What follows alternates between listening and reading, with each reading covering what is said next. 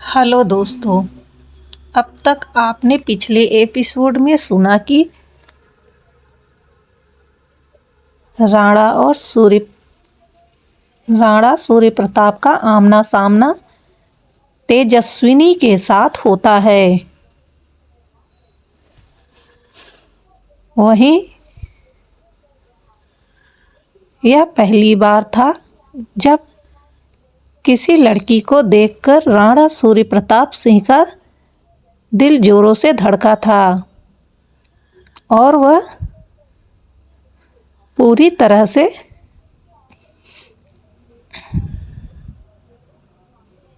उस लड़की की तरफ खींचा चला जा रहा था।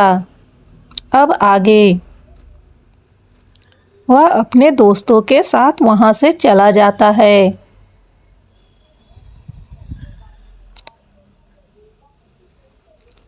राणा सूर्य प्रताप जो इस वक्त में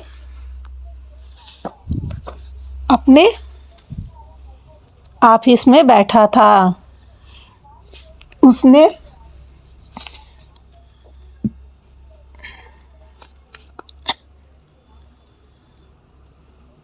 अपने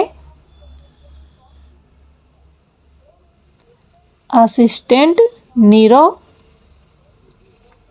को उस लड़की के बारे में पता लगाने के लिए कह दिया था।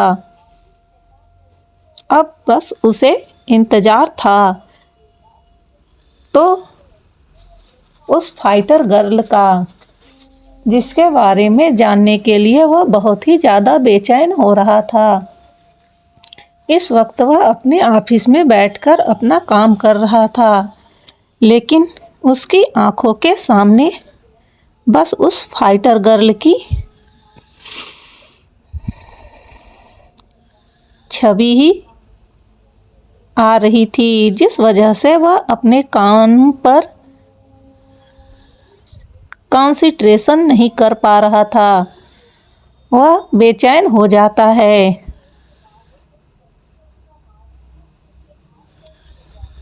तो वह अपने सामने रखे लैपटॉप पर जिस पे वह काम कर रहा था उसे बंद करते हुए अपने चेयर के पीछे अपना सर टेक कर अपनी आंखें बंद कर लेता है।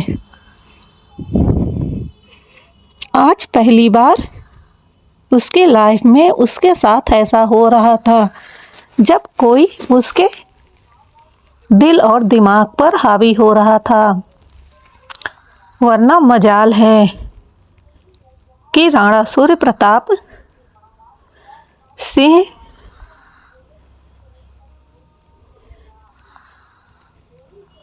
की लाइफ में किसी ने इतना इंटरफेयर किया हो। वह एक आग था, बिल्कुल ही अपने नाम के समान।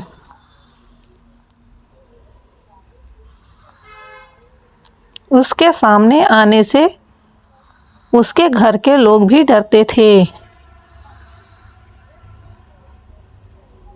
उसकी दुनिया में लोग उसे शैतान बोलते थे। लेकिन यह लड़की कौन थी जो एक हवा के झोंके की तरह उसकी ज़िंदगी में आ गई और उसकी ज़िंदगी में तूफान मचा कर रख दी है। समझ नहीं आ रहा है कि आखिर में यह कौन है। अब तो उसे उस लड़की के बारे में जानने की बेचैनी होने लगती है। वहीं अब तक नीरव नहीं आया था, जिस वजह से उसे नीरव पर गुस्सा भी आ रहा था। फिर वह अपने दिमाग को झटकता है और मन में ही बोलता है, नहीं नहीं, तुम ऐसे किसी के बारे में नहीं सोच सकते हो। तुम राणा सूर्य प्रताप सिंह हो। तुम्हारे कंधे पर तुम्हारी रियासत का भार है और कोई भी आकर तुम्हें इस तरह विचलित नहीं कर सकता है।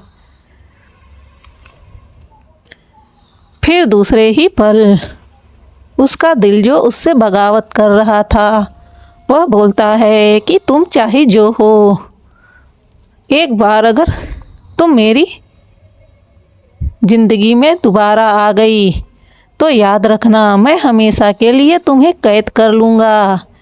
यह पहली बार था इसलिए मैं तुम्हें जाने दे रहा हूँ, लेकिन याद रखना फिर दोबारा मुझसे कभी भूल कर भी ना टकराना, क्योंकि जिस तरह तुम मेरे दिल और दिमाग पर छा रही हो मैं यह बर्दाश्त नहीं कर पा रहा हूँ। यह कहते वक्त उसके अंदर एक अलग सी जुनून दिखाई दे रही थी। वहीं इन सब बातों से अनजान अपनी तेजू तो अपने काम में लगी हुई थी। इस वक्त उसे बहुत से काम करने थे। सबसे पहले तो वह एक एक कर अपने सभी कंपनी में जाना शुरू कर देती है और वहाँ पर सब कुछ चेक करने लगती है।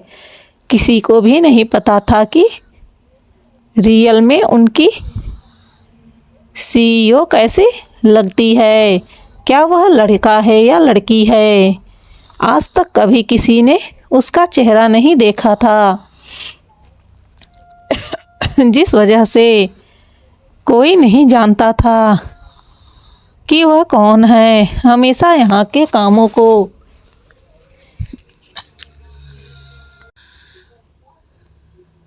यामिनी, तामसी और सौर्य ही संभाला करते थे, जिस वजह से उन लोगों को बस यही 3 चेहरे ही समझ में आते थे। वहीं आज अपनी सबसे बड़ी कंपनी TR एम्पायर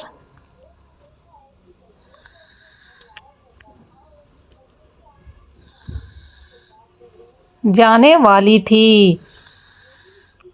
उसके साथ ही यामिनी और तामसी भी थे। जैसे ही वह लोग अपनी कंपनी में पहुंचते हैं तो तेजस्विनी उन दोनों लड़कियों से बोलती है कि तुम लोग अंदर जाओ, मैं तुम्हारे पीछे आऊँगी। उन लोगों को समझ नहीं आता कि वह ऐसा क्यों बोल रही है, लेकिन अगर उसने ऐसा कहा है तो उन्हें उसकी बात माननी होगी। यह सोचकर वह लोग चुपचाप अंदर चले जाते हैं। शायद उन्हें अंदाज़ा हो गया था कि तेजू ऐसा क्यों बोल रही है, क्योंकि वह अपनी दोस्त को अच्छे से जानते थे। उसके कंपनी में आने का तरीका बिल्कुल ही अलग रहता है। वह हर चीज़ को बहुत ही बारीकी से चेक करती है। उसके अंदर कभी कोई घमंड, रुतबा या रुआब नहीं दिखाई देता है। वहीं तेजस्विनी, जिसने अपने चेहरे से मास्क हटा दिया था, वह एक 17-18 साल की लड़की थी, जिसे देखकर लोग बस यह कह सकते थे कि वह कोई छोटी सी लड़की है जिसकी उम्र लगभग 16 साल की होगी। वहीं तेजस्विनी की सही उम्र क्या थी, यह तो उसे देखकर अंदाज़ा भी नहीं लगाया जा सकता था। वह आराम से मेन गेट से अंदर जाने लगती है। तभी गेट पर खड़े 2 गार्ड उसे रोक लेते हैं और बोलते हैं, छोटा बच्चा तुम कहाँ जा रही हो। वहीं तेजू उन दोनों गार्डों को देखती है, जो देखने में काफ़ी ज़्यादा लंबे चौड़े थे। उनकी उम्र लगभग 40-35 साल की होगी, यानी एक की 35 साल और दूसरे की 40 साल। वो दोनों गार्ड दोनों साइड खड़े थे। इस वक्त तेजस्विनी उन्हें बहुत ही क्यूट लग रही थी, जिस वजह से वह अपनी आंखें बड़ी किए उसे देख रहे थे। वहीं तेजस्विनी उन दोनों की ओर देखते हुए बोलती है कि मैं अंदर जा रही हूँ, अब यहाँ से अंदर ही तो जाया जाता है। उसकी ऐसी बातों को सुनकर वह दोनों हंसने लगते हैं और बोलते हैं कि हाँ, हमें भी पता है कि यहाँ से अंदर जाया जाता है, पर यहाँ पर सभी को जाने के लिए अलाउ नहीं है। यहाँ वही लोग जाते हैं जो यहाँ काम करते हैं। उसकी बातों को सुनकर तेजू अपना मुंह बनाते हुए बोलती है, हाँ, मैं भी तो यहाँ काम करने ही जा रही हूँ। वहीं उसके यह कहने पर वह दोनों गार्ड ध्यान से उसे ऊपर से नीचे तक देखने लगते हैं और फिर हंसते हुए बोलते हैं, क्यों हमें बेवकूफ़ बना रही हो? तुम तो अभी एक छोटी बच्ची हो, भला तुम्हारा यहाँ क्या काम होगा? यहाँ इतने छोटे बच्चों को नौकरी पर नहीं रखा जाता है। यहाँ बहुत ही एक्सपीरियंस वाले लोग होते हैं। वहीं उसकी बातों को सुनकर वह बोलती है, हाँ, मैं भी तो वही कह रही हूँ कि यहाँ पर एक्सपीरियंस वाले लोग काम करते हैं, इसी वजह से तो मुझे यहाँ नौकरी पर रखा गया है। मेरे पास बहुत सारा एक्सपीरियंस है। इस वक्त यह सब बोलते हुए वह बहुत ही ज़्यादा क्यूट लग रही थी, जिस वजह से वह दोनों गार्ड सोचते हैं कि वह उसके साथ मजाक कर रही है। वह भी उसी तरह मजाक करते हुए बोलते हैं कि ठीक है, हम मान लेते हैं तुम्हारे पास बहुत सारा एक्सपीरियंस है, पर क्या तुम हमें बता सकती हो कि तुम अंदर किससे मिलने जा रही हो? उन्हें लगता है शायद यह किसी कर्मचारी की बेटी होगी या किसी की बहन होगी जो उससे मिलने के लिए वहाँ जा रही है। तभी तेजू अपना मुंह बनाते हुए बोलती है, मैंने कहा ना कि मैं यहाँ काम पर आई हूँ। आप लोगों को यकीन नहीं होता तो आप लोग यह देख लीजिए। इतना कहकर वह अपने बैग से एक लेटर निकालती है और उन्हें दे देती है। जैसे ही वह लोग वह लेटर देखते हैं तो आश्चर्य से उनकी आंखें बड़ी हो जाती है। उन्हें समझ में नहीं आ रहा था कि वह क्या बोले। यह एक इस तरह का पास था जो यहाँ के सीनियर लोगों के पास होता था।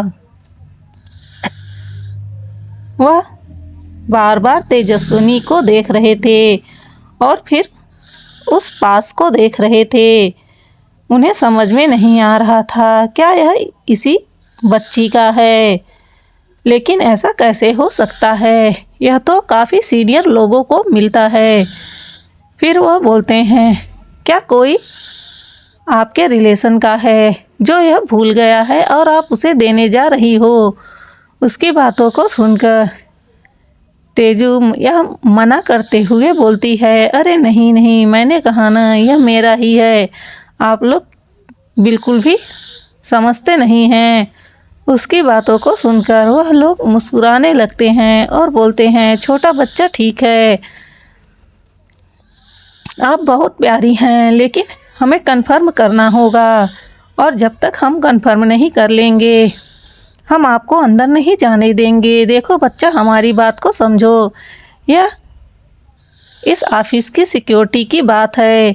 हमारी छोटी सी गलती हमारे बॉस को बहुत बड़े नुकसान में डाल सकती है। वहीं उनकी वफादारी को देखकर तेजस्विनी को बहुत ही अच्छा लगता है। यह दोनों उसे बहुत ही अच्छे लगते हैं। उन्हें ऐसे लोगों की ही ज़रूरत है। वह पूरे संतोष के साथ कहती है कि ठीक है, आप लोग जिसे चाहे बात करके देख सकते हैं। वैसे अगर आप लोग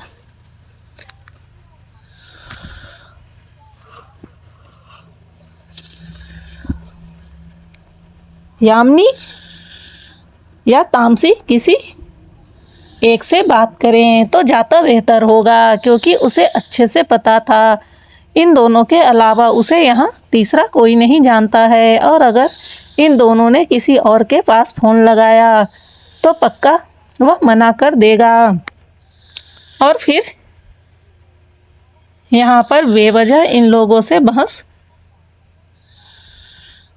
होने लगेगा। वैसे भी अब तक में वह इन दोनों के रवैये को अच्छे से समझ चुकी थी, जिस वजह से उसे अब कोई प्रॉब्लम नहीं थी। अगर यह जान भी जाते हैं तो उसे कोई टेंशन नहीं थी। वहीं छोटी सी बच्ची के मुंह से अपने दोनों सीनियर बॉस का नाम सुनकर वो दोनों तो आंखें फाड़े उस बच्ची को देख रहे थे। फिर वह तेजू से बोलते हैं, छोटा बच्चा इस तरह से अपने बड़ों का नाम नहीं लिया जाता है। आपको पता है वह इस ऑफिस की जनरल मैनेजर हैं, वही इस ऑफिस को संभालती हैं और उन्हीं के इशारे पर यहाँ सभी काम करते हैं। इस वजह से आपको अपनी मैडम का नाम सम्मान से लेना चाहिए। वहीं उसकी बातों को सुनकर तेजू के चेहरे पर मुस्कान आ जाती है। वाकई में यह दोनों लोग काफ़ी ही अच्छे थे। वह बोलती है, ठीक है, मैं आपकी बात मान गई। उसे इतनी जल्दी मानता हुआ देखकर वह दोनों के चेहरे पर मुस्कान आ जाती है। फिर वह लोग लैंडलाइन से कॉल करते हैं। थोड़ी ही देर में दूसरी तरफ से कॉल रिसीव होती है तो वह लोग रिसेप्शनिस्ट में यह सब बातें बोलते हैं। थोड़ी ही देर बाद रिसेप्शनिस्ट उन्हें 2 मिनट रुकने को बोलती है और वह कॉल डिस्कनेक्ट कर यामिनी के पास कॉल लगा देती है। जैसे ही यामिनी यह सुनती है तो वह तुरंत ही उस छोटी बच्ची को अंदर भेजने के लिए बोलती है। थोड़ी ही देर बाद गार्ड के पास कॉल आता है और बोलता है कि उस लड़की को अंदर आने दो, वह यहाँ की कर्मचारी है। जैसे ही वह गार्ड यह सुनते हैं तो आश्चर्य से वह लोग फिर से तेजू की ओर देखने लगते हैं। उन्हें समझ नहीं आता कि यह छोटी सी बच्ची यहाँ कौन सा काम करेगी। वहीं उन्हें इस तरह देखता हुआ देखकर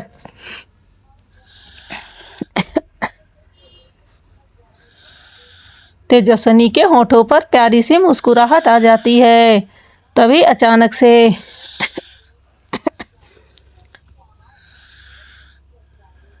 एक गार्ड का फ़ोन बजता है।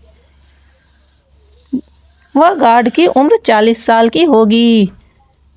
जैसे ही वह गार्ड फ़ोन देखता है तो वह उसके फैमिली का था। वह जल्दी से फ़ोन रिसीव कर लेता है क्योंकि उसके बच्चे की तबीयत ख़राब थी जिसे हॉस्पिटल में एडमिट किया गया था।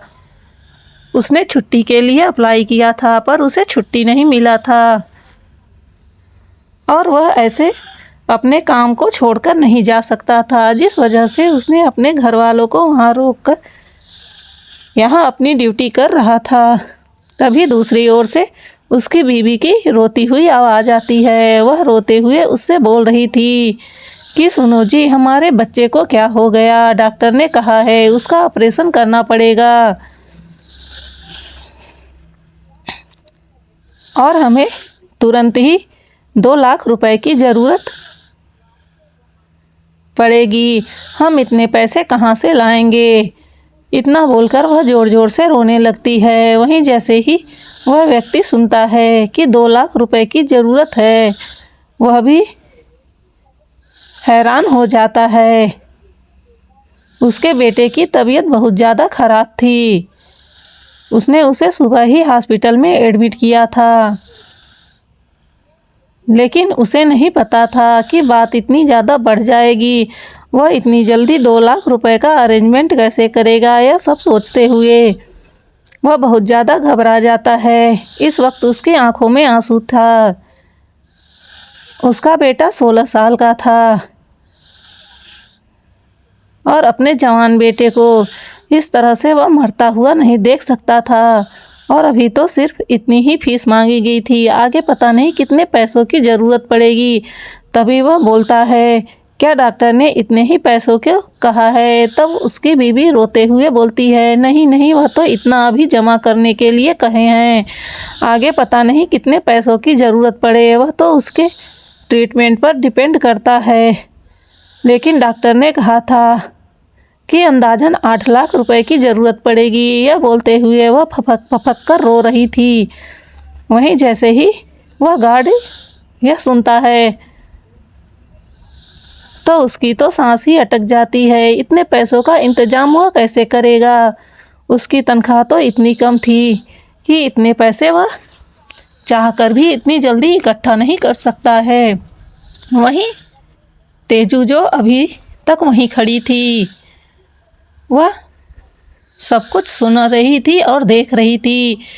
तेजस्विनी को उसकी हालत देखकर तरस आता है। आखिर में वह भी तो थी एक अनाथ लड़की, उसने भी तो अपनी ज़िंदगी ऐसे ही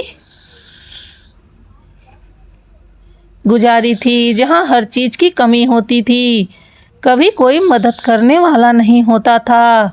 और मुसीबतें तो ऐसी होती थी जैसे वह गरीबों के सर पर ही आने वाली हैं। अमीरों से तो उनका दूर दूर तक कोई रिश्ता नहीं होता था। उसे उस व्यक्ति के लिए बहुत ज़्यादा दुख होता है। तभी वह व्यक्ति अपनी पत्नी से बोलता है, ठीक है, तुम टेंशन मत लो, मैं अभी इंतज़ाम करता हूँ। इतना कहकर वह फ़ोन रख देता है। अब उसके आंखों में ठहरे आंसू नीचे गिर जाते हैं।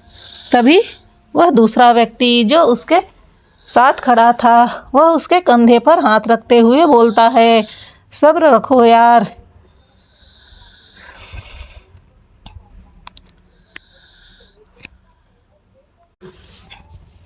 भगवान चाहेगा तो पैसों का इंतजाम जल्दी ही हो जाएगा। वैसे जिससे तुमने पैसे मांगे थे उसने क्या कहा? वहीं वह व्यक्ति अपने आंखों में आंसू लिए हुए उसकी ओर देखता है और बोलता है, हरीश, मैं क्या करूं? मैंने सबसे पैसे मांग कर देख लिया, कोई भी पैसे देने के लिए तैयार नहीं है। यहाँ तक कि मैंने उनसे ब्याज पे भी पैसे मांगे, लेकिन उन लोगों ने मना कर दिया। अब मैं क्या करूँगा? मेरा बच्चा बहुत ही मासूम है, उसने अभी दुनिया ही कितनी देखी है, या उसके दुनिया से जाने की उम्र नहीं है। मैं अपनी आंखों के सामने यह सब होता कैसे देख सकता हूँ? यह बोलकर वह अपने आंसू पोंछने लगता है। वह अपने आप को बहुत ही कठोर बना रहा था, पर एक पिता का दिल, वह कैसे खुद को कठोर बना सकता है जब उसका बच्चा हॉस्पिटल में एडमिट है और एक बीमारी से जूझ रहा है। वहीं उसकी हालत देखकर तेजस्विनी को बिल्कुल अच्छा नहीं लगता। वह बोलती है, आप परेशान ना होइए, भगवान हमेशा सबकी मदद करता है। वहीं तेजस्विनी की बात को सुनकर उस व्यक्ति को ध्यान आता है, तो वह तेजस्विनी की ओर देखते हुए बोलता है, अरे छोटे बच्चे, क्या आप अभी तक यहीं हैं? आप अंदर जाइए, आपको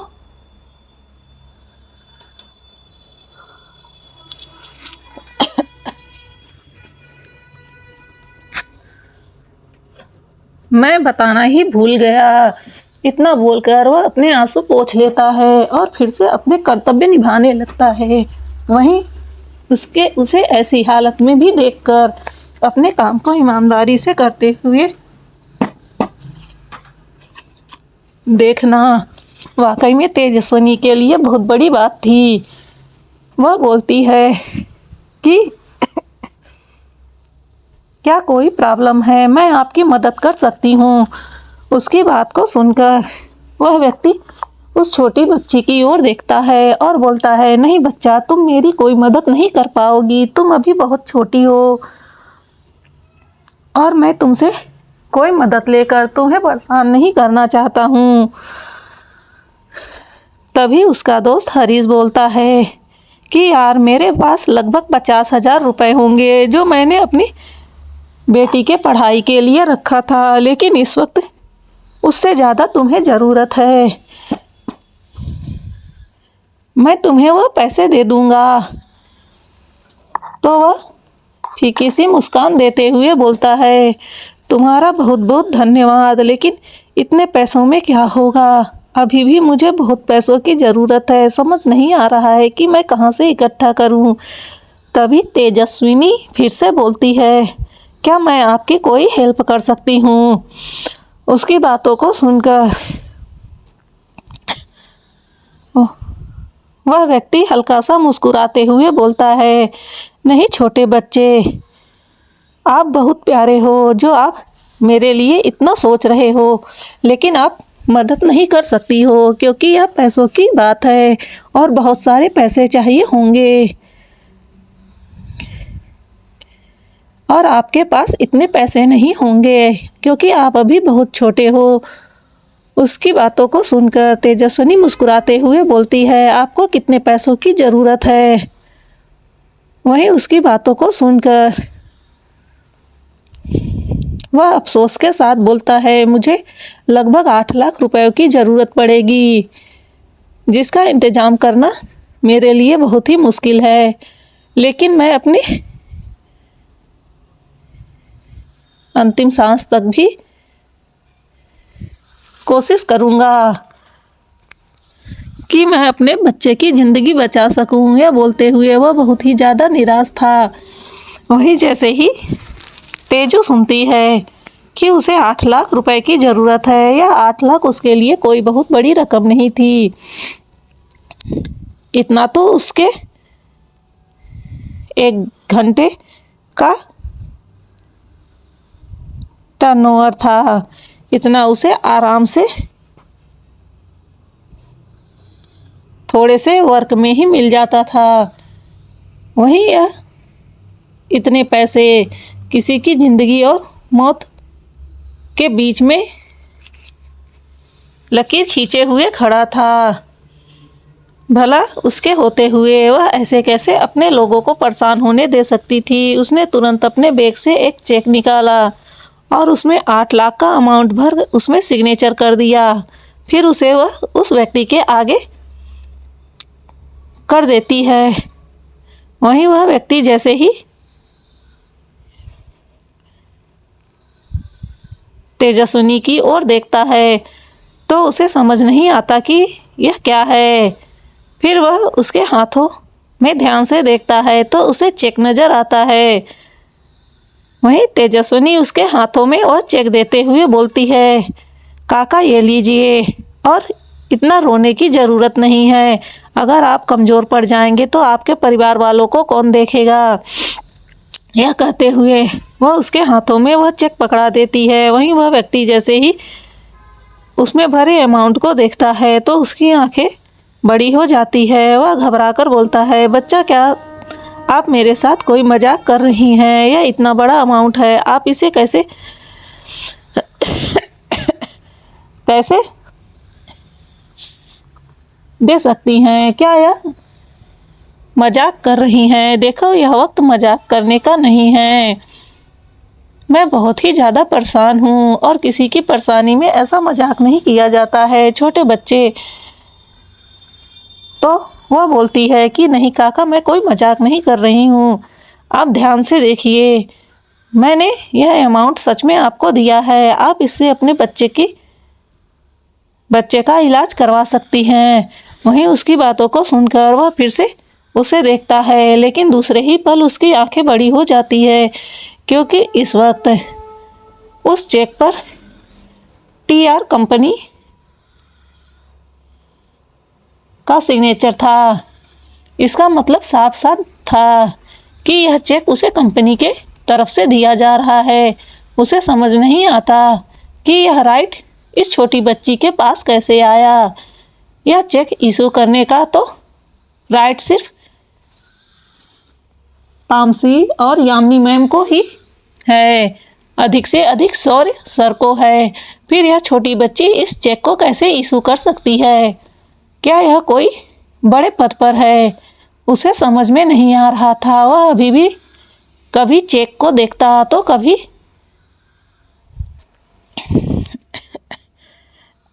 तेजू की ओर देखता था।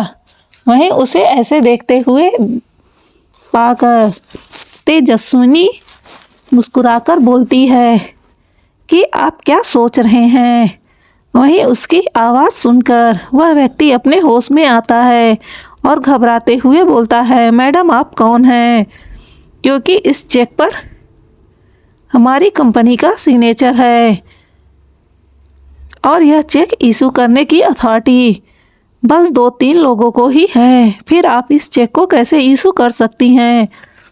क्या ऐसा करना कोई फ्रॉड नहीं होगा? उसकी बातों को सुनकर तेजस्विनी हंसते हुए बोलती है कि नहीं, कोई बात नहीं, इस चेक को इशू करने की अथॉरिटी मेरे पास है। और रही बात कि यह कोई फ्रॉड है तो आप निश्चिंत रहिए, यह कोई फ्रॉड नहीं है। तभी वह घबराते हुए उस चेक को वापस करने लगता है और कहता है, नहीं नहीं मैडम, मैं ऐसा कोई गलत काम नहीं कर सकता हूँ। मुझे ऐसे धोखे के पैसे नहीं चाहिए और मैं कोई भी गलत काम कर के पैसे नहीं ले सकता हूँ। और इस तरह से आपसे पैसा लेना मुझे ऐसा एहसास दिला रहा है जैसे मैं कोई चोरी करने जा रहा हूँ। उसकी बातों को सुनकर तेजू की आंखें छोटी हो जाती है। वह कहती है कि यह तो मैं आपको अपनी तरफ से दे रही हूँ, इसमें आपको ऐसा क्यों लग रहा है कि यह चोरी जैसा है? उसकी बातों को सुनकर वह बोलता है कि अगर यह चेक मुझे बड़ी मैम या सीनियर मैम देती तो फिर मुझे लगता कि कंपनी की ओर से है, लेकिन यह आप दे रही हैं और यह चेक आपके पास कैसे आया मुझे तो यह भी नहीं पता है। और अगर यह कोई फ्रॉड हुआ तो मेरे ऊपर बिना वजह ही ब्लेम लग जाएगा और फिर मैं पुलिस केस में फंस जाऊंगा। इस वक्त मेरे बच्चे को मेरी बहुत ज़रूरत है, इसलिए मैडम मैं हाथ जोड़ता हूँ आपके, आप मुझे यह न दें। वहीं उसकी बातों को सुनकर तेजस्विनी समझ जाती है कि यह सीधे साधे लोग हैं और छोटी सी भी गलती करने से डरते हैं। तो वह बोलती है कि ठीक है, अगर यह चेक आपको आपकी बड़ी मैडम या सीनियर मैडम देंगी तो क्या तब आप लेंगे? उसकी बातों को सुनकर अब दो के दोनों लोग आश्चर्य से उसकी ओर देखने लगते हैं। तब वह बोलती है कि रुको। इतना बोलकर वह वीडियो कॉल करती है। वहीं उसे इस तरह कॉल करते देखकर उन लोगों को समझ में नहीं आता कि वह क्या कर रही है। वह इस वक्त उन दोनों को यहाँ नहीं बुला सकती थी, जिस वजह से उसने वीडियो कॉल कर दिया। वहीं जैसे ही यामिनी के फ़ोन पर तेजू का वीडियो कॉल आता है तो उसे समझ नहीं आता कि वह ऑफिस में होते हुए भी उसे इस तरह से कॉल क्यों कर रही है। वह तुरंत ही उसे रिसीव कर लेती है और फिर उधर से बोलती है कि क्या हुआ बॉस, आप इस तरह से मुझे क्यों कॉल कर रही हैं? इस वक्त वह ऑफिस में थी, इसलिए वह अब पूरे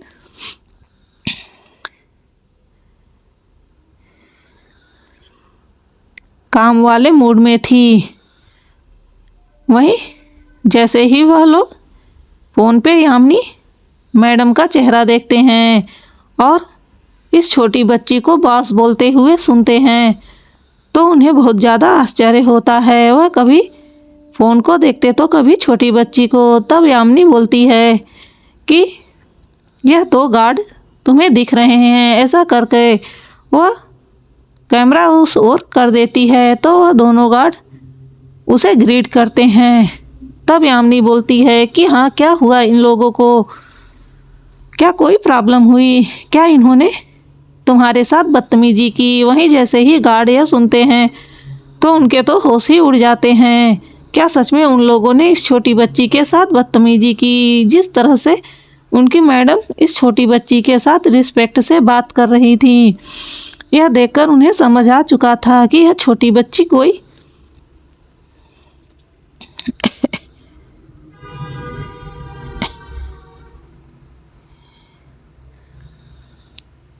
बड़ी शख्सियत है, लेकिन वह कौन है यह नहीं समझ में आ रहा था। तभी तेजस्विनी बोलती है कि नहीं यामिनी, इन लोगों ने मेरे साथ कुछ नहीं किया है। वह तो इन लोगों को पैसों की कुछ ज़्यादा ज़रूरत थी और मैं इनकी हेल्प करना चाहती थी, लेकिन यह मेरा चेक नहीं ले रहे हैं। इन्हें लगता है कि मैं फ्रॉड कर रही हूँ। उसकी बातों को सुनकर यामिनी ज़ोर ज़ोर से हंसने लगती है और बोलती है कि आज पहली बार मैंने सुना कि कोई मालिक अपने ही कंपनी के साथ फ्रॉड कर रहा है। वहीं यामिनी की बातें उन दोनों को तो समझ में नहीं आती, लेकिन उसका इस तरह से हंसना उन दोनों को शर्मसार कर देता है। उन्हें समझ में नहीं आता कि उनसे गलती कहाँ हुई। तभी यामिनी बोलती है कि आप दोनों मैडम के द्वारा दिए गए चेक को ले लीजिए, वह पूरी तरह से सेफ है। और हाँ, वह आपकी सीनियर मैडम है, यानी हमारे कंपनी की सीईओ, इसलिए उनके साथ रिस्पेक्ट से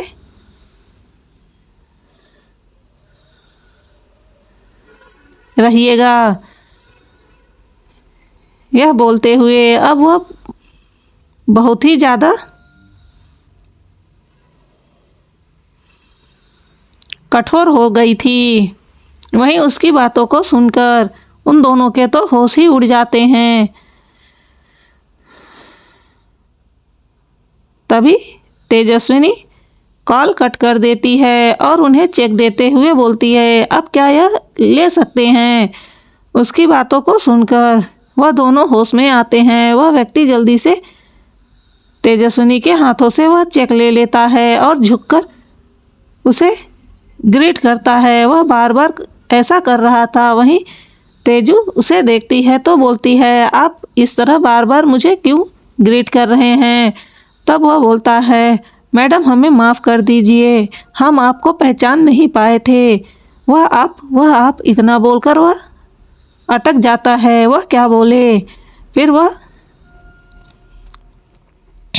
बोलने की कोशिश करता है लेकिन नहीं बोल पाता। तब तेजस्विनी बोलती है कि वह मैं बहुत छोटी हूँ ना, इसलिए आप लोगों को लगा कि मैं कोई स्कूल की बच्ची होंगी, यही बोलना चाहते हैं ना। वहीं उसकी बातों को सुनकर वह दोनों शर्मा कर अपना सर नीचे कर लेते हैं। उन्हें इस समय बहुत ही ज़्यादा एम्बेरसमेंट हो रहा था। तब उनकी ऐसी हालत को देखकर तेजू ज़ोर ज़ोर से हंसने लगती है और बोलती है, कोई बात नहीं, जो भी मुझे देखता है वह यही सोचता है। वहीं उसकी हंसी बहुत ही प्यारी थी। वह दोनों बस अब तेजस्विनी को देख रहे थे। इस समय उन्हें अपनी यह मैम एक भगवान की तरह लग रही थी, जैसे कोई एंजल हो, और सच में वह उनके लिए भगवान थी, जिसने बिना कुछ सोचे समझे और बिना कुछ कहे उसे इतना बड़ा अमाउंट दे दिया था। वह जल्दी से बोलता है, मैडम मैं आपका बहुत आभारी रहूँगा और मैं यकीन दिलाता हूँ मैं पूरे ईमानदारी से आपका काम करूँगा और यह सारे पैसे मैं अपनी सैलरी से कट करवा कर आपका पैसा पूरा कर दूँगा। उसकी बातों को सुनकर तेजू हंसते हुए बोलती है, नहीं नहीं, इसकी आपको कोई ज़रूरत नहीं है। यह पैसा मैं आपके बच्चे के लिए दे रही हूँ, आप उसका आराम से ट्रीटमेंट करवाइए और अगर आपको और पैसों की ज़रूरत हुई तो आप बेझिझक मुझसे मांग सकते हैं।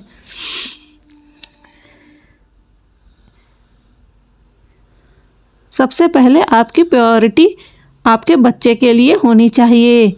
और हाँ, आज के लिए आप यहाँ से जा सकते हैं, क्योंकि इस वक्त आपकी ज़रूरत हॉस्पिटल में है, यहाँ पर नहीं। वहीं वह तुरंत ही एक मैसेज करती है। तभी वहाँ पे 3 से 4 हट्टे कट्टे बॉडीगार्ड आते हैं। वह सर झुकाकर तेजू को ग्रीट करते हैं। तो वह तुरंत बोलती है कि इन्हें ले जाकर हॉस्पिटल छोड़िए और इनके बेटे के इलाज में जो भी खर्चा आए उसे सही से मैनेज करिए, और देखिए जो भी ज़रूरत हो वह पूरी हो जानी चाहिए। फिर वह दूसरे गार्ड से बोलती है, यहाँ सिक्योरिटी के लिए किसी दूसरे गार्ड को अपॉइंट करिए। फिर वह उस गार्ड की ओर देखकर बोलती है, जब तक आपके बच्चे की तबीयत ठीक नहीं हो जाती है आप आराम से वहाँ रहिए और बिल्कुल भी फिक्र न करिए, आपकी सैलरी काटी नहीं जाएगी। आप निश्चिंत होकर पहले अपने परिवार को संभालिए। वहीं उसकी इतनी दयालुता को देखकर उन दोनों सिक्योरिटी गार्ड की आंखें भर जाती है। इस वक्त उन्हें लग रहा था कि वह उसके पैरों पर पड़ जाए, और करते भी ऐसे हैं। वह तुरंत ही उसके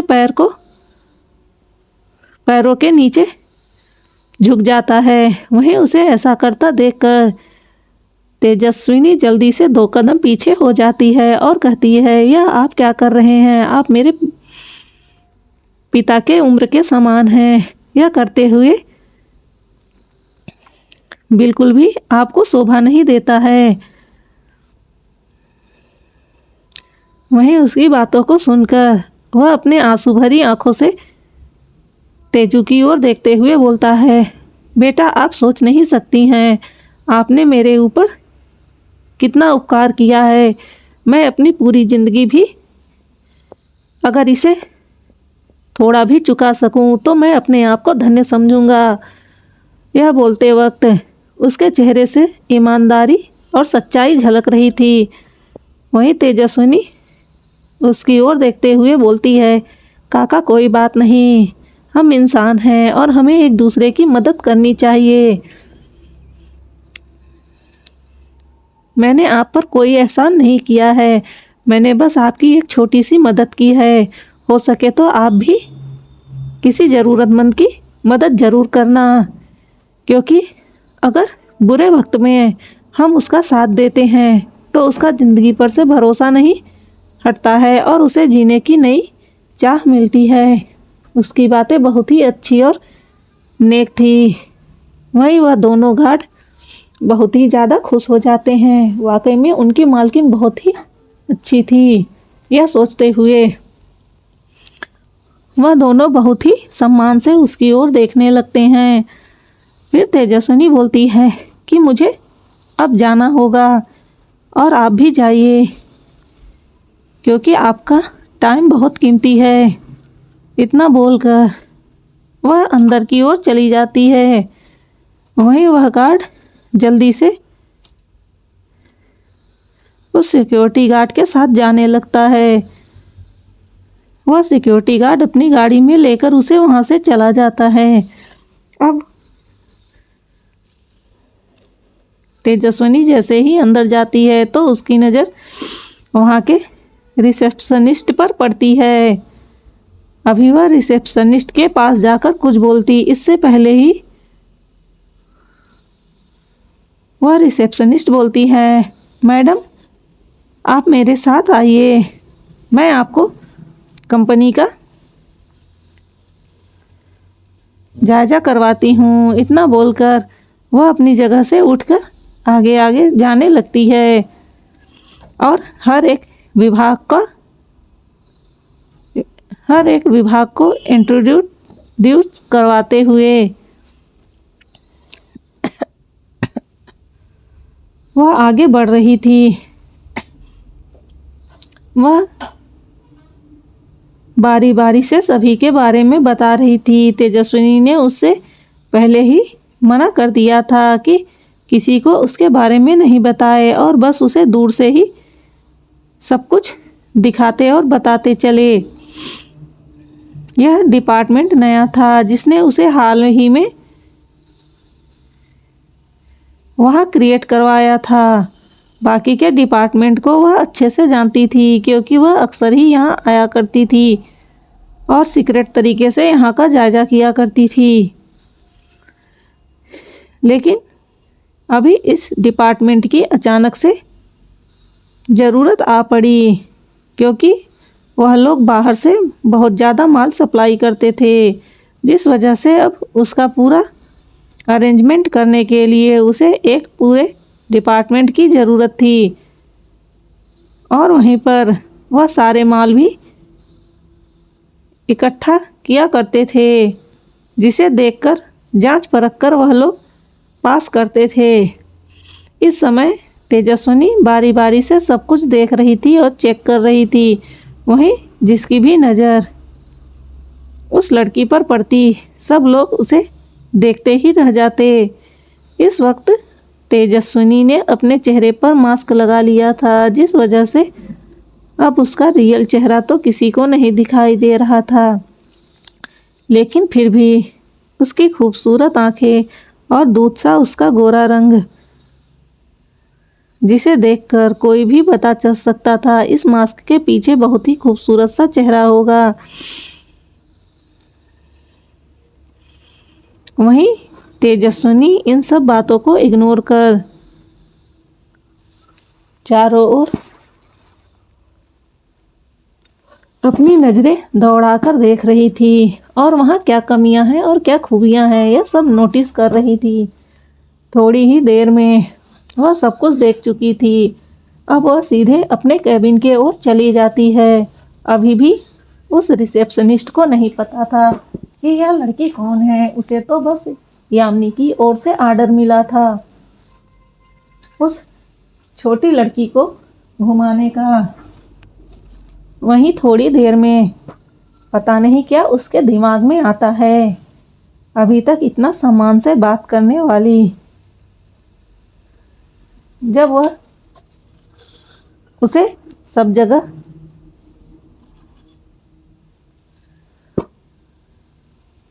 का दौरा करा रही थी और सब कुछ दिखा रही थी, तो उसने नोटिस किया कि वह बस सब चीज़ देखती है और बस हम कर कर आगे बढ़ जाती। उसकी सभी प्रतिक्रिया बस एक ही शब्द पर टिका था। वह शब्द था हूँ, जिस वजह से अब उसे चिढ़ होने लगी थी।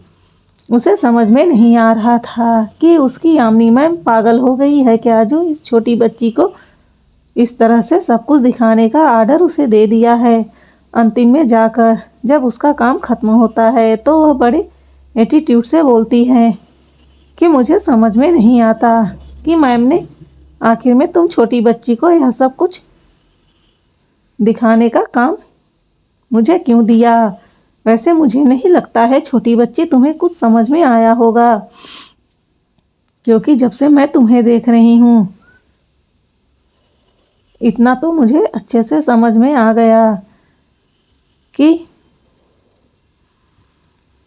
तुम यहाँ बस अपना मन बहलाने के लिए आई हो। वहीं उसकी बातों को सुनकर तेजस्विनी की आंखें खतरनाक हो जाती है और इस वक्त उसके आसपास का ऑरा बहुत ही भयानक हो जाता है। एक पल के लिए तो उस लड़की को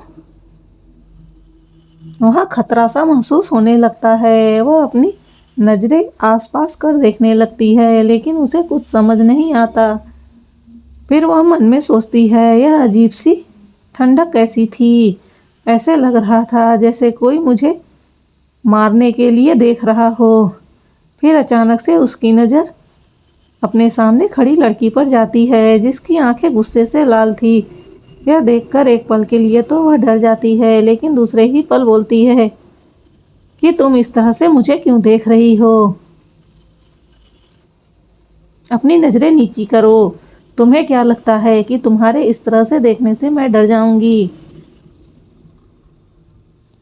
आजकल के बच्चों को भी क्या हो जाता है, फिल्म देखकर पता नहीं किस तरह की हरकतें करने लगते हैं। यह बोलते हुए वह तेजू को घूर रही थी।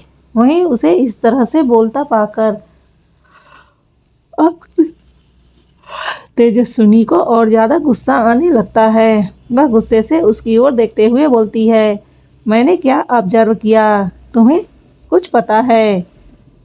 जब तुम्हें नहीं पता है तो तुम्हें जितनी ड्यूटी दी गई है उतना काम करो। उसके अलावा ज़्यादा मुंह खोलने की कोशिश न करो, वरना मुझे देर नहीं लगेगी तुम्हारी ज़बान बंद करने में। उसकी बातें इतनी ज़्यादा खतरनाक लग रही थी कि बेचारी उस लड़की को एक पल के लिए लगता है कि जैसे कोई उसका गला दबा रहा हो। फिर वो गुस्से में बोलती है, तुम इस तरह से बदतमीज़ लड़की किस तरह से बात कर रही हो? तुम्हें समझ भी आता है कि तुम किससे बात कर रही हो? वहीं अब तेजस्विनी को गुस्सा आने लगता है। उसे इस तरह के लोग बिल्कुल भी पसंद नहीं थे और वह इस तरह के लोगों के मुंह लगकर बिल्कुल भी अपना टाइम नहीं खराब कर सकती थी। वह तुरंत ही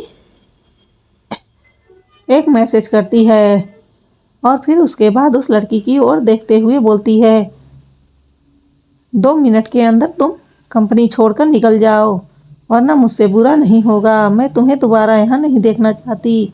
वहीं उसकी बातों को सुनकर अचानक से वह लड़की हंसने लगती है और तेजस्विनी को ऊपर से नीचे देखते हुए बोलती है, क्या कहा तुमने? मुझे तो तुम्हारे जोक पे हंसी आ गई। वाकई में तुम कमाल का जोक करती हो। और तुम्हें क्या लगता है, तुमने मुझे ऑर्डर दे दिया और मैं यहाँ से छोड़कर चली जाऊँगी? क्या तुम मेरी बॉस हो जिसका मैं ऑर्डर फॉलो करूँ? फिर गुस्से में बोलती है, सुनो लड़की, मुझे नहीं पता कि तुम मैडम की किस रिलेटिव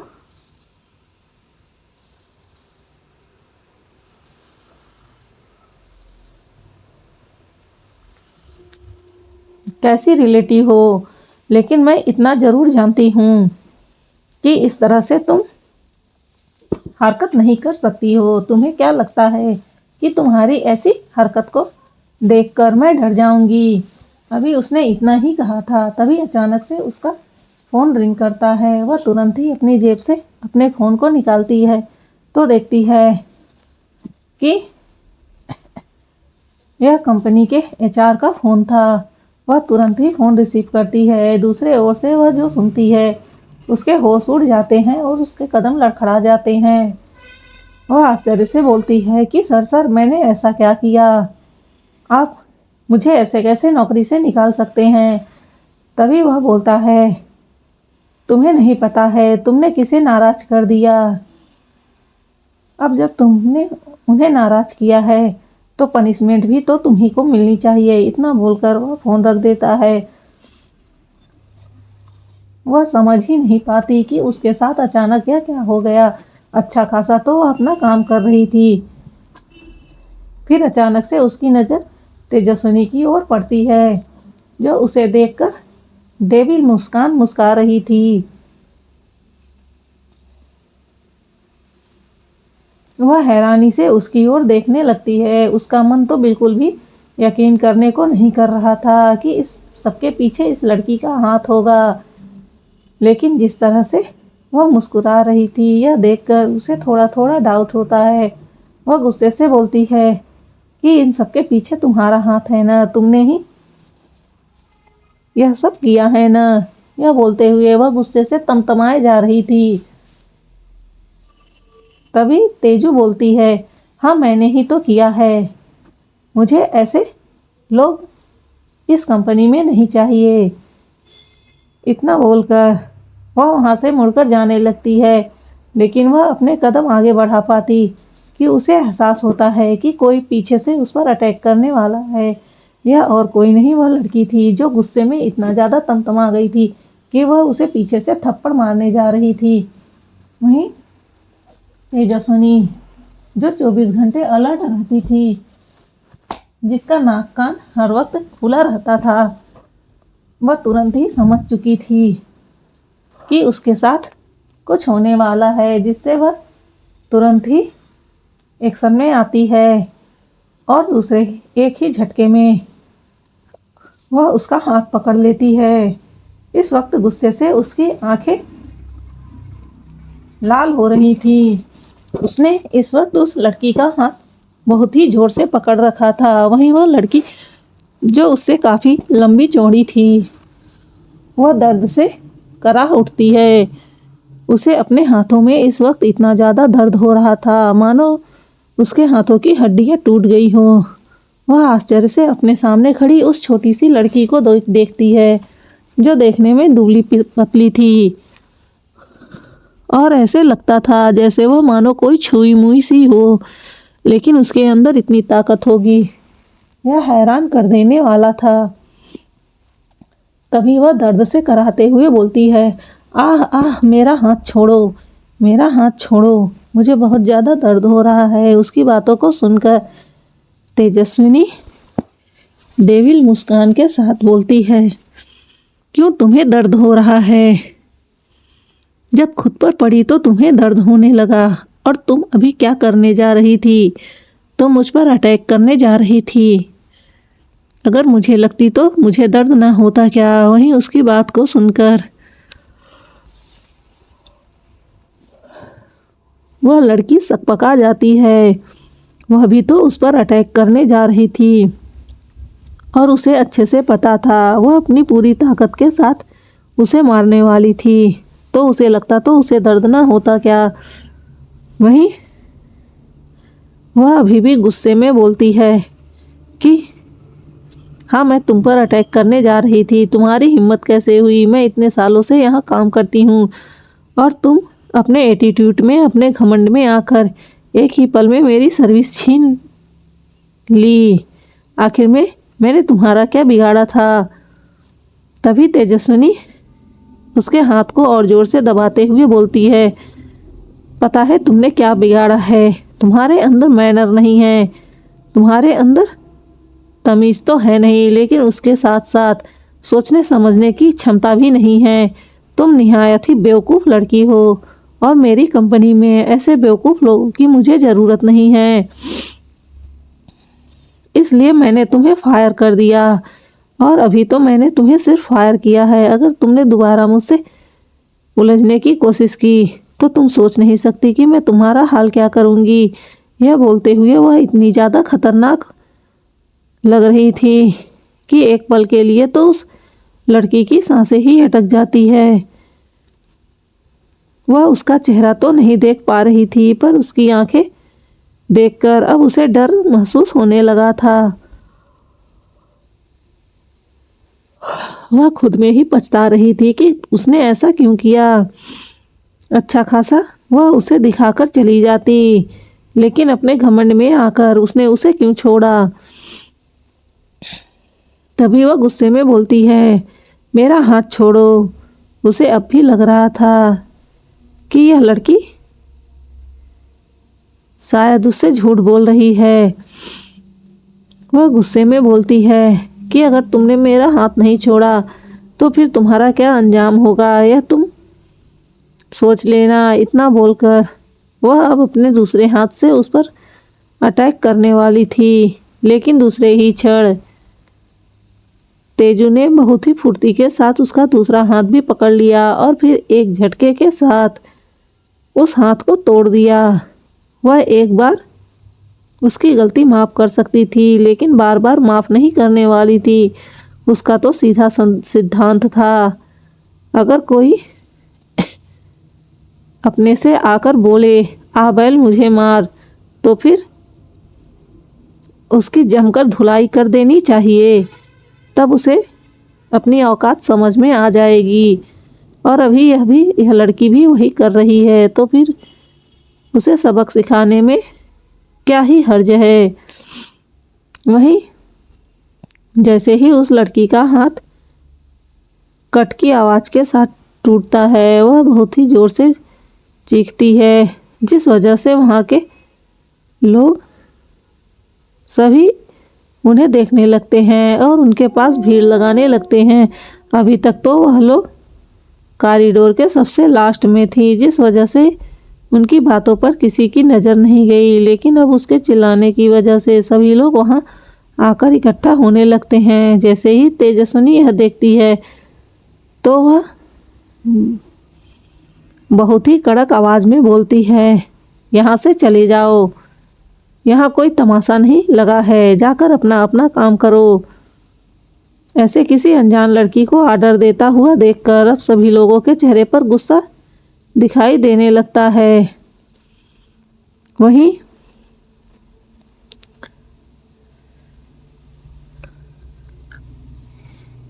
तामसी कुछ काम से वहां आई थी, जिस वजह से वह सोचती है कि क्यों ना वह तेजस्विनी को देखे कि इस वक्त वह क्या कर रही है और कहाँ मुआयना कर रही है। यह सोचकर वह इस ओर चली आती है और जैसे ही उसकी नज़र वहाँ खड़े स्टाफ पर पड़ती है तो उसे समझ नहीं आता कि यहाँ क्या हो रहा है।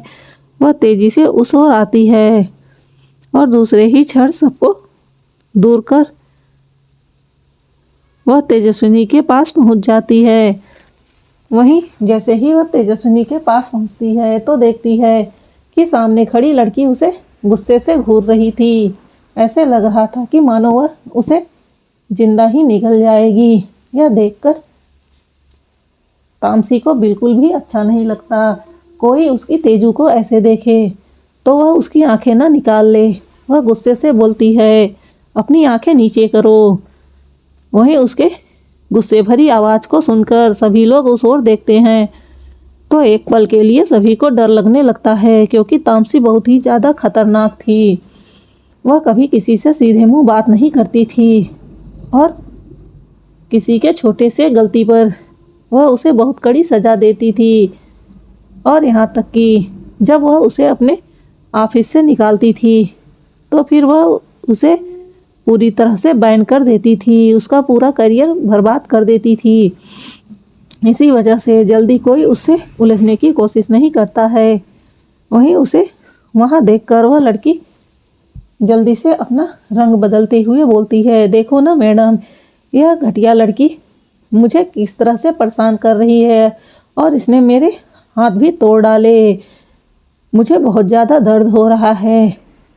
वहीं जैसे ही तामसी उसके मुंह से तेजू के लिए घटिया लड़की सुनती है तो उसका खून खौल उठता है। वह तेजी से आगे बढ़ती है और दूसरे ही पर उसके बालों को अपने हाथों में भरकर उसे अपनी ओर खींचती है, जिससे वह लड़की अब जो कि दूसरी ओर मुंह करके खड़ी थी, अब उसका चेहरा तामसी की ओर हो जाता है। वही तामसी गुस्से में उसकी ओर देखते हुए बोलती है, तुम्हारी हिम्मत भी कैसे हुई अपनी बॉस को यह शब्द बोलने की? तुम्हें पता है सामने खड़ी वह लड़की कौन है? वह हमारी बॉस है और तुम उसके साथ ऐसा बिहेव कैसे कर सकती हो? वहीं जैसे ही तामसी के मुंह से वह लोग सुनते हैं कि यह छोटी लड़की उनकी बॉस है तो सभी के होश उड़ जाते हैं। वहीं वहाँ खड़ी भीड़, उनकी तो जान में जान आती है।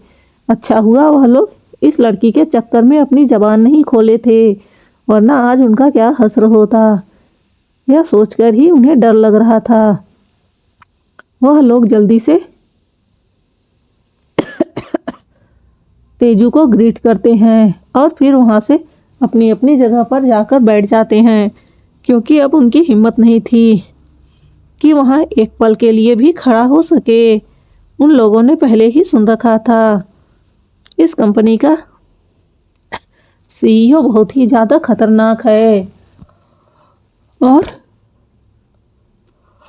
बहुत ही ज़्यादा पावरफुल है। उसके सामने किसी की भी खड़े होने की हिम्मत नहीं होती है। लेकिन आज अपने सामने इस छोटी लड़की को देखकर किसी को भी कुछ समझ में नहीं आ रहा था।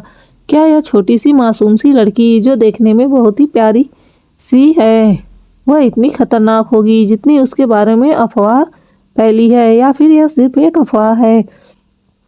लेकिन तभी उन्हें याद आता है कैसे उस रिसेप्शनिस्ट के 2 शब्द कहने मात्र से उसने बेरहमी के साथ उसका हाथ तोड़ दिया था और उसके चेहरे पर कोई सिकन नहीं था।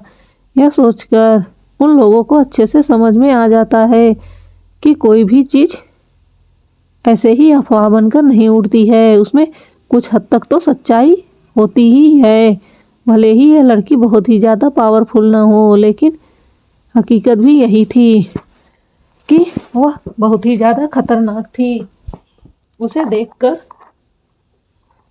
एक पल के लिए सभी को डर लगने लगता है। उसे देखकर एक पल के लिए सभी को डर लगने लगता है।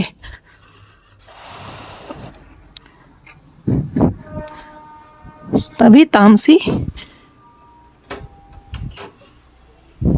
तेजस्विनी के पास जाती है और बोलती है कि तुम ठीक हो। उसकी बातों को सुनकर तेजस्विनी अपना सर हाँ में हिला देती है। फिर उसे वह इशारा करती है और फिर आगे बढ़ जाती है। थोड़ी ही देर में वह दोनों अपने केबिन में बैठे थे। इस समय तेजस्विनी के आगे बहुत सारी फाइलें रखी हुई थीं और वहीं तामसी उसे सारा काम बता रही थी कि इसमें कितना काम हुआ है, कौन सा वर्क कितना हुआ है और कौन सा वर्क पेंडिंग पड़ा है, कौन सा प्रोजेक्ट पास हुआ है और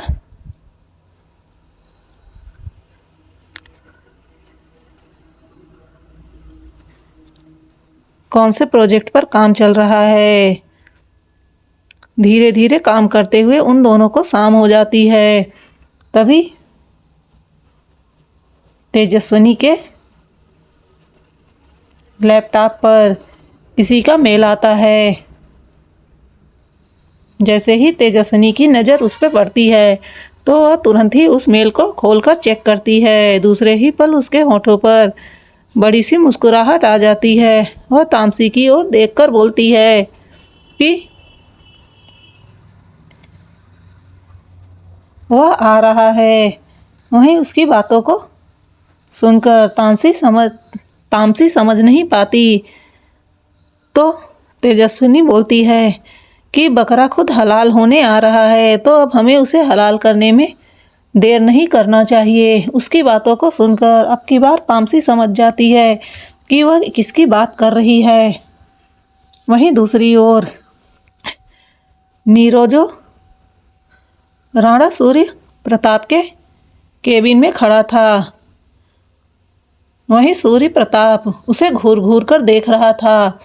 इस वक्त उसे नीरव पर बहुत ज़्यादा गुस्सा आ रहा था क्योंकि उसने जिस लड़की के बारे में उसे खोजने को कहा था उसे नीरव बिल्कुल भी नहीं खोज पाया था। वह डरते हुए बोलता है कि बॉस मुझे नहीं पता कि वह किस दुनिया से आई थी, उसका तो कोई डाटा ही नहीं है। ऐसे लगता है जैसे वह यहाँ की रहने वाली नहीं है, शायद वह इंडिया की ही रहने वाली नहीं है। उसकी बातों को सुनकर तेज प्रताप गुस्से से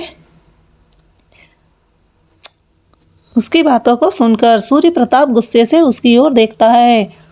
उसे अच्छे से पता था कि वह इंडिया की ही रहने वाली है क्योंकि जिस तरह की बाली उसके कानों में थी वह अपने इंडिया में ही बनाई जाती थी और उसने अब तक उसे गूगल पर सर्च भी कर लिया था। वह इस वक्त की बहुत ही लेटेस्ट फैशन में आई किसी कंपनी की न्यू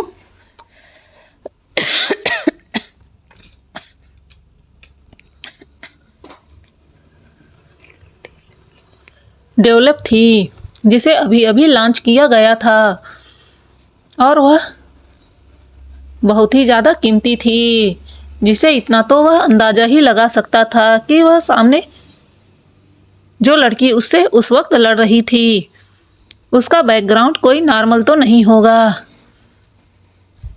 जिसके कानों में लाखों की कीमत की बालियां हों तो वह नॉर्मल लड़की तो नहीं हो सकती है। वहीं जिस तरह से उसका ऑरा था और उसके आसपास से एक खतरनाक वाइब आ रही थी, उससे साफ साफ पता चलता था कि वह बहुत ही ज़्यादा खतरनाक भी थी। इस वक्त राणा सूर्य प्रताप के दिमाग में वह लड़की चल रही थी। उसे नीरव के ऊपर बहुत ज़्यादा गुस्सा आ रहा था। वहीं नीरव अपनी सांसें खींचे खड़ा था क्योंकि उसे पता था उसके सामने उसका बॉस पूरा डेविल है। और अब वह सोच रहा था क्या उसका बॉस फिर से उसे इसी काम पर तो नहीं लगा देगा, क्योंकि वह सुबह से पूरी तरह से थक चुका था उसके बारे में जानकारी इकट्ठा करने की, लेकिन वह कुछ भी हासिल नहीं कर सका था। वैसे भी तेजू मुंबई की नहीं थी, जिस वजह से उसके बारे में जानकारी निकालना इतना आसान नहीं था। हाँ, हो सकता है अगर जबलपुर में जाकर उसके बारे में जानकारी निकालता तो थोड़ा बहुत कुछ पता चल जाता, लेकिन जैसा कि इन लोगों ने उसका चेहरा भी नहीं देखा था तो उसके बारे में जानकारी निकालना बहुत ही ज़्यादा मुश्किल था। वहीं उसने यहाँ अपने आने और जाने के सारे फुटेज डिलीट कर दिए थे, क्योंकि यहाँ पर इतना बड़ा कांड जो हो गया था अब वो बिल्कुल नहीं चाहती थी कि उसे किसी भी तरह से कोई स्ट्राइक करे, जिस वजह से उसने बड़ी ही चतुराई से यहाँ की सीसीटीवी फुटेज को डिलीट कर दिया था। इस वजह से अब इन लोगों को बहुत ज़्यादा परेशानी हो रही थी। वहीं राणा सूर्य प्रताप ने उस फुटेज को रिपेयर करवाने की ठान ली थी। वह उसे दोबारा हासिल करेगा और देखेगा कि आखिर में वह लड़की कौन है। उसे इस वक्त उस लड़की पर भी गुस्सा आ रहा था। ऐसे अचानक से गायब होने की क्या ज़रूरत थी? अरे जाते जाते अपने बारे में कुछ बता जाती या अपना चेहरा ही दिखा जाती। अब तो बस वह उसके नीले आंखों के सहारे ही उसे ढूंढ सकता है। वहीं तभी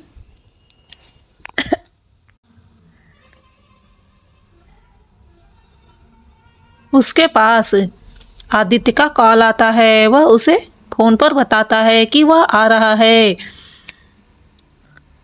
और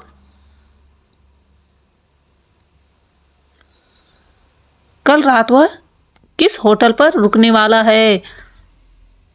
वह उसे एक एक कर सारी डिटेल देने लगता है। तो यह कौन आ रहा है और क्यों उसके पीछे राणा सूर्य प्रताप और तेजस्विनी पड़े हुए हैं। जी हाँ, यह वही व्यक्ति है जिसके लिए तेजस्विनी को मेल आया था।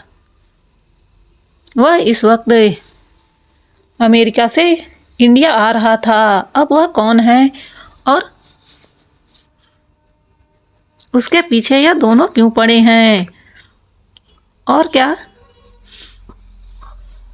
जिस होटल में वह रुका है वहाँ फिर से एक बार तेजस्विनी और राणा सूर्य प्रताप की मुलाकात होगी? और अब की बार ऐसा क्या होगा? क्या राणा सूर्य प्रताप तेजस्विनी को पहचान पाएगा कि यह वही लड़की है जिसे वह पागलों की तरह ढूंढ रहा है, या फिर तेजस्विनी इस बार भी उसे आराम से चकमा देकर उसके आंखों के सामने से ओझल हो जाएगी? तो दोस्तों, आपको क्या लगता है अब की बार इनकी मुलाकात कैसी होनी चाहिए? कमेंट करके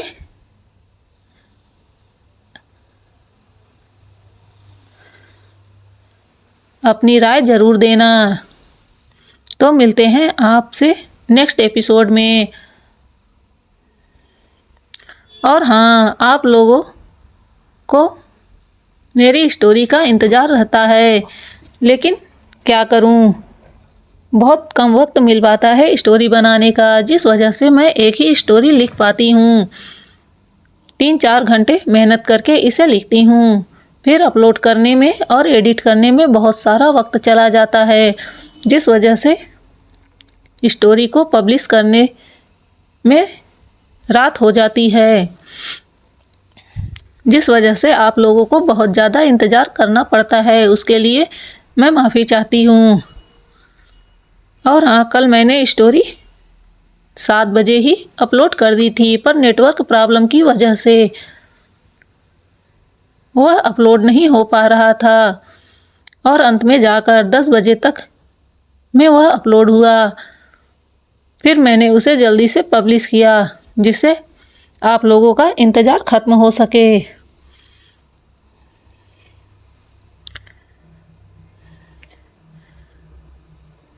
और बाकी के जो स्टोरी पीछे छूट रहे हैं तो आप लोग बिल्कुल भी यह ना सोचिए कि मैं अपनी स्टोरी को पूरी नहीं करूँगी। बस वक्त कम मिल पाता है जिस वजह से मैं एक ही स्टोरी लिख पाती हूँ, पर धीरे धीरे कर मैं सारी स्टोरी को पूरी कर दूँगी। और हाँ, मेरे कुछ दोस्तों ने विश्वरूपा का एपिसोड मांगा है, मैं जल्दी ही उस स्टोरी को पूरी कर दूँगी। फ़िलहाल उसकी फ़ाइल इस समय खो गई है जिसमें मैं अपने सभी कैरेक्टर के नाम लिखती हूँ और स्टोरी को थोड़ा थोड़ा कर उसका डिटेल भी उसमें लिखा रहता है जिससे मुझे स्टोरी समझने में दिक्कत ना हो और मैं आगे के एपिसोड बना सकूं। अगर मैं ऐसा नहीं करूंगी तो इतनी सारी स्टोरी होती है, मैं उसे कैसे याद कर पाऊंगी कि किस स्टोरी में कौन से कैरेक्टर हैं। इस वजह से मुझे सबकी अलग अलग फाइल बनाकर रखनी पड़ती है। फिलहाल मैं जल्दी ही उस स्टोरी को भी अपलोड करने की कोशिश करूंगी, इसलिए इस स्टोरी को सुनने वाले बिल्कुल भी निराश नहीं होना। जल्दी ही मैं इस एपिसोड के स्टोरी के कुछ एपिसोड लेकर आऊँगी। तो चलिए आज के लिए बस इतना ही। मिलते हैं आपसे इसके नेक्स्ट एपिसोड में। और हाँ, जाने से पहले एक ही रिक्वेस्ट है, यार लाइक और सब्सक्राइब ज़रूर कर देना।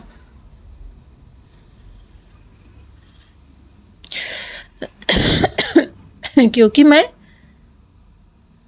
इसके पीछे बहुत ज़्यादा मेहनत करती हूँ, तो आप लोगों से बस थोड़ी सी उम्मीद करती हूँ कि आप लोग लाइक और सब्सक्राइब कर दिया करो।